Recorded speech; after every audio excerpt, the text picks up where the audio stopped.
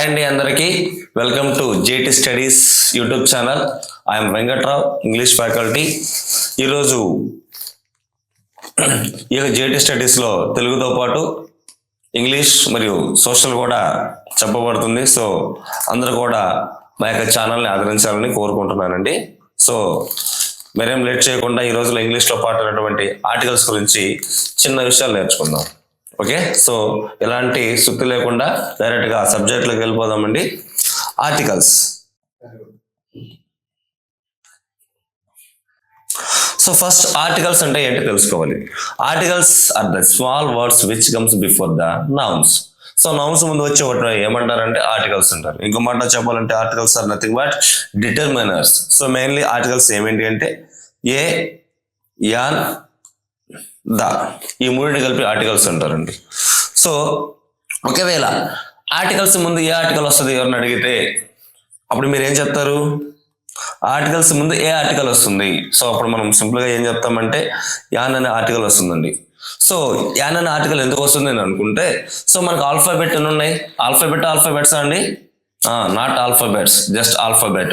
So ఈ alphabet లో మొత్తం 26 లెటర్స్ ఉంటే ఈ యొక్క 26 లెటర్స్ లో మనము 2 రకాలుగా డివైడ్ చేసుకుంటాం. అది మీకు తెలిసిందే. అవి ఏమేంటి అంటే ఫస్ట్ వోవెల్స్, రెండోసారి వచ్చేసరికి consonants, vowels and consonants. So vowels అంటే ఏమేమి తీసుకుంటామంటే ఏ, ఈ, ఐ, ఓ, యు. సో వీటిని ఏమని పిలుస్తారంటే వోవెల్స్ అని పిలుస్తారు. మిగిలిన వాటిని ఏమంటారంటే కాన్సనెంట్స్ అని అంటారు.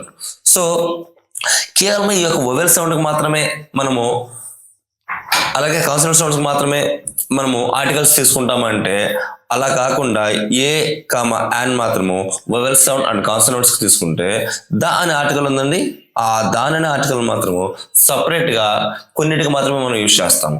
సో అలా యూజ్ చేసే వాటిలో మెయిన్ మనకి ఏం తీసుకుంటామంటే బాగా తెలిసిన దానికి మాత్రమే యూజ్ చేసుకుంటామండి. సో ఒకసారి చూడండి, ఆర్టికల్ ఏ గురించి చూద్దాం ఫస్ట్. సో ఆర్టికల్ ఏ అనేది కూడా ఒక డిటర్మినర్. దీన్ని మేజర్గా చెప్పాలంటే దేని కింద యూజ్ చేస్తారంటే కాన్సోనెంట్ సౌండ్ ముందు యూజ్ చేస్తారండి. కాన్సోనెంట్ లెటర్ ముందు కాదు, కాన్సోనెంట్ సౌండ్ ముందు యూజ్ చేస్తారు. సో ఎలా మనము కాన్సోనెంట్ సౌండ్, కాన్సోనెంట్ వాయిస్ని, కాన్సోనెంట్ లెటర్ని గుర్తుపట్టమంటే మనకి ఆ నుంచి బండిరా వరకు తెలుగులో చాలా ఉన్నాయి కదా, వాటిలో మనకి ఏదైతే ఆ నుండి అమ్మహ దాకా పలకబడకుండా ఉంటుందో ఆ సౌండ్స్ మొత్తాన్ని కాన్సనెంట్ సౌండ్స్ అని అంటారు. సో ఆ నుంచి తెలుగులో చూడండి, మళ్ళా ఆ నుంచి అమ్మహ వరకు పలకుండా ఏదైతే ఉంటాయో వాటిని మనము కాన్సనెంట్ సౌండ్స్ అంటారు. సార్ ఆ నుంచి అమహ వరకు పలికే సౌండ్స్ ఏంటి అంటే ఆ, ఈ, ఉ, ఏ, ఐ, ఓ, ఔ, అహ.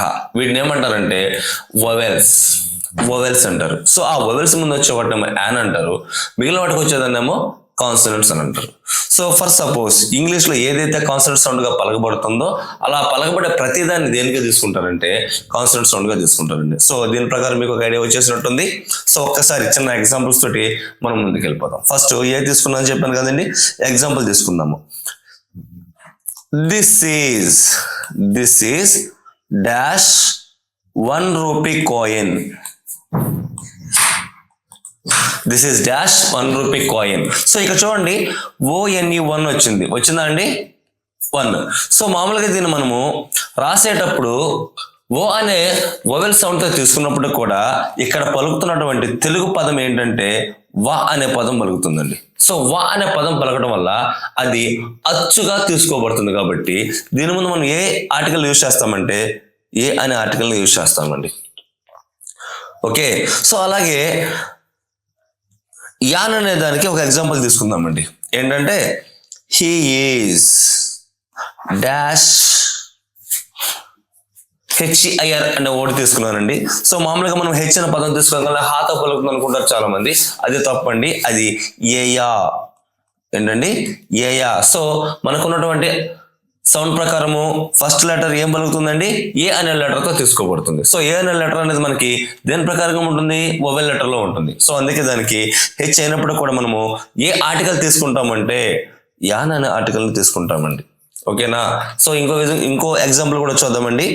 హీ ఈస్ డాష్ యూరోపియన్ అనే వర్డ్ వచ్చింది, బట్ మామూలుగా మనకి ఈ అనేది వొవెల్ లెటర్ లో ఉంటుంది, but it makes the sound of consonant. అందుకనే ఇక్కడ మనము ఈకు ముందు ఏం తీసుకుంటామంటే ఏ అనే ఆర్టికల్ ని తీసుకుంటామండి. ఓకేనా అండి? సో ఈ రెండు కూడా ఏ కామయాన్ ఇవి మనకు బాగా తెలిసిన వాటికి. అలాగే వొవెల్స్ అండ్ కాన్సోనెంట్స్ సంబంధించిన వాటికి మాత్రమే యూజ్ చేస్తాం కాబట్టి వీటిని ఏమంటారంటే ఇండెఫినైట్ ఆర్టికల్స్ అంటారండి. ఏమంటారు? Indefinite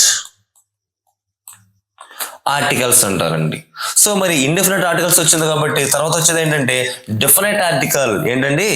definite.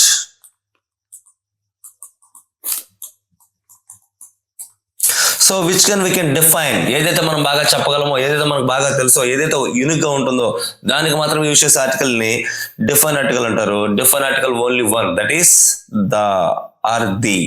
కొంతమంది దా అంటారు, కొంతమంది ది అంటారు. సో దాని ప్రకారం మనము దాని ఆర్టికల్ ని డిఫైన్ ఆర్టికల్ గా తీసుకుంటాము. సో యూనిక్ గా చెప్పగలిగే ప్రతి దాని ముందు మనం ఏం తీసుకుంటామంటే డిఫైన్ ఆర్టికల్ తీసుకుంటాం. సార్ ఎగ్జాంపుల్ చెప్పండి అంటే మూన్ ఒకటే ఉంటుంది. మూన్ ముందు ఏమొస్తుందండి? దాని ఆర్టికల్ వస్తుంది.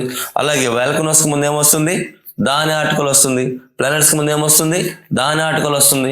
ఓషన్స్ కి ముందు ఏమొస్తుంది? దాని ఆర్టికల్ వస్తుంది. ఓకేనా అండి? సో ఇలా ఏదైతే మనకు బాగా పాపులర్ గా తెలుస్తుందో దాని ముందు కూడా మనకి దాని ఆర్టికల్ వస్తుంది. ఈ యొక్క దాని అనే ఆర్టికల్ గురించి ఇంకా మనం తెలుసుకోవాలంటే నెక్స్ట్ క్లాస్ లో ఇంకా కొంచెం క్లుప్తంగా తెలుసుకుందాము. ఆ క్లాస్ లో ఏదైతే కరెక్ట్ గా ద అనే ఆర్టికల్ సంబంధించి వస్తుందో అది ఇంకా నేను చెప్పే ప్రయత్నం చేస్తానండి. థ్యాంక్ యూ ఇవాళకి.